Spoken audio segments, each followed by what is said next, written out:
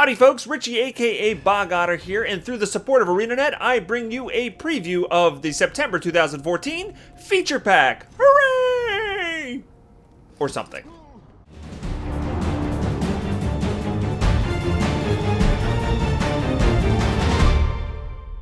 While the living world is on mid-season break, ArenaNet is releasing their second feature pack, making updates and adding features to Guild Wars 2. So let's get started because there's so much time and so little to do. Wait a minute. Scratch that. Reverse it. Starting off on the PvP side of things, there is a new option called Standard Enemy Models, which you can enable in the General Options section of your Options menu. Options, Options, Options. This will make all of your enemies appear as humans with a specific set of armor per profession. This will make it easier for PvP players to recognize what professions they're facing off against and react quicker to the animations of certain spells and abilities. Your teammates are not impacted by this option, and it will only work in team arenas and custom arenas that allow tournament commands. Two new sets of PvP armor are also being added to the game. The Glorious Hero set is a top tier reward to be awarded as prizes at top competitive tournaments, and the Glorious Armor set is a PvP reward that all players should be able to obtain via the new Glorious Armor reward track. Each time you complete this repeatable reward track, you'll unlock a new piece of Glorious Armor until you can collect the whole set. There's other rewards to gain along the way as well. For the number crunchers out there, the combat log is now new and improved with enhanced filtering options. Ooh, shiny. Jumping over to the World vs. World side of things, there is a new ability line called Siege Golem Mastery. As you level up this line, you will increase the movement speed after destroying a gate or wall, increase the base stats of the golem, add an AoE heal to the golem shield bubble, and ranking it all the way up allows you to eject safely from the golem when it's destroyed.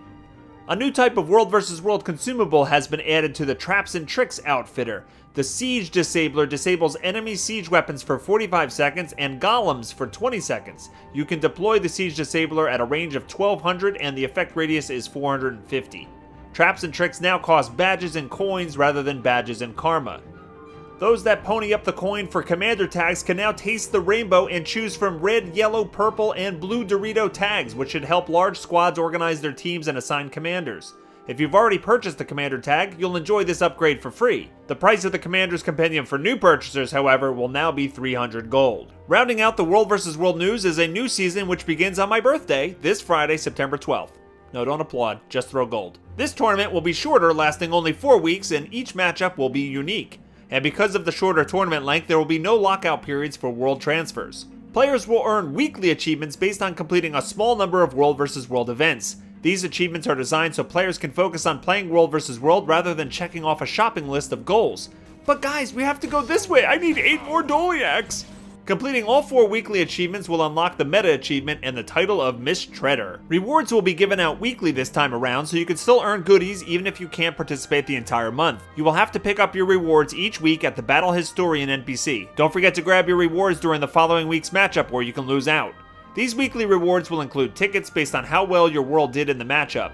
Tickets can be used to purchase Mistforged hero weapons, Ascended accessories, Mini Doliac, a Gift of Heroes, a hero's weapon, and other cool stuff. After the tournament is over, a Doliac statue will appear in each citadel and will grant a one-time World XP and XP gain buff. This buff lasts longer the better your world does in the tournament, up to a maximum of 5 hours. Next up is Global Guilds. Guilds will no longer have separate chapters across different worlds. Instead, the guild bank, merits, influence, and upgrades are all merged into one place for all members to enjoy.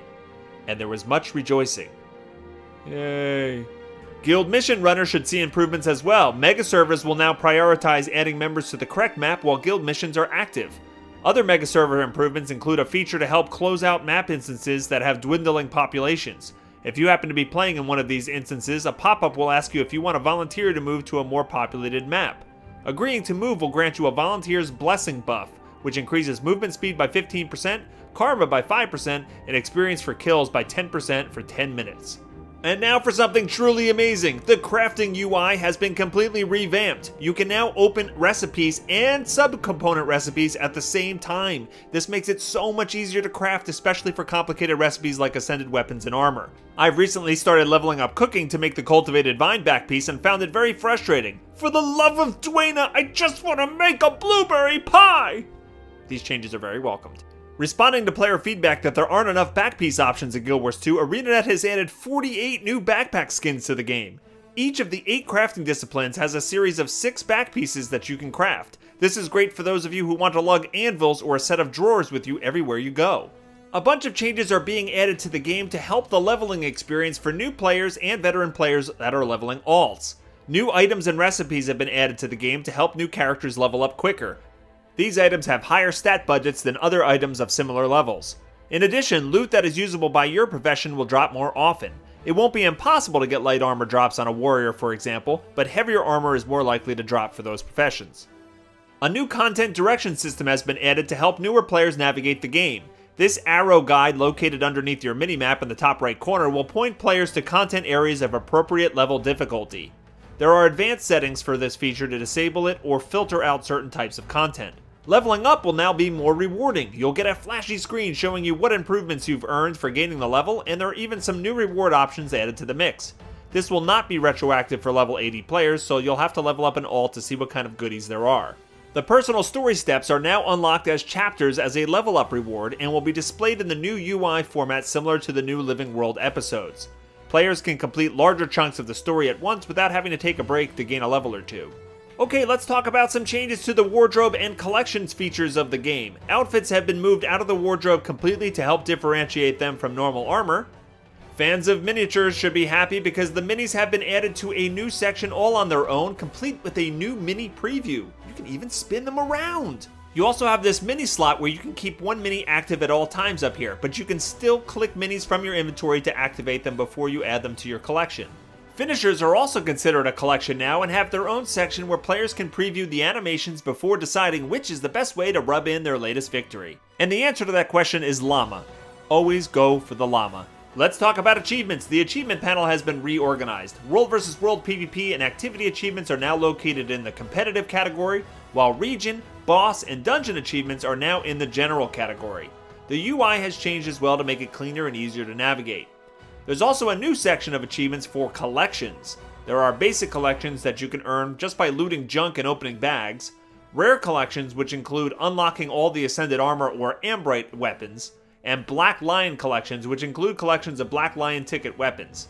Finishing these collection achievements unlocks various rewards including titles, Ascended crafting materials, Black Lion tickets, exotic weapons, and even unique skins. Items you've already collected should be unlocked when this patch goes live, but any one-time use items such as champion loot bags will need to be found and open to receive credit. Don't forget to head over to Lion's Arch and talk to Rednack's Youngblood in the Grand Piazza. He unlocks a new Spoon Collection achievement section for you to snag. Happy hunting!